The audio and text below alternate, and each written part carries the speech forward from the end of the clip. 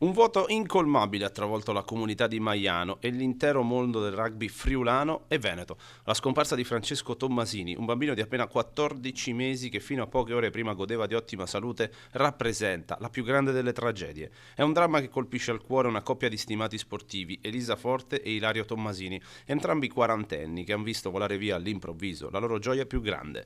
Tutto è iniziato domenica quando Francesco ha manifestato i primi sintomi influenzali. Nulla che potesse lasciar presagire l'imminente catastrofe, sembrava un malessere stagionale. Tuttavia, nella giornata di lunedì la situazione è peggiorata, il bambino ha smesso di mangiare e l'apprensione dei genitori è cresciuta, così in serata la corsa al pronto soccorso di San Daniele. Lì i medici hanno compreso subito la gravità del quadro clinico e attivato le procedure di stabilizzazione prima di disporre il trasferimento all'ospedale di Udine. Nonostante il prodigarsi dei sanitari, il cuore del piccolo ha cessato di battere intorno a luna di notte. Al momento si cercano ancora le cause con i medici che non si sono sbilanciati. Cambia poco, dice il papà riguardo l'esito finale che ha devastato la giovane coppia.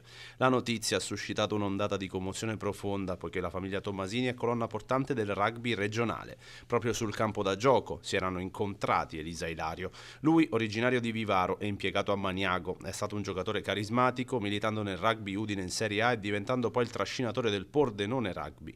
Come allenatore ha raggiunto la vetta nazionale conquistando lo scudetto con il Villorba femminile nel 2024.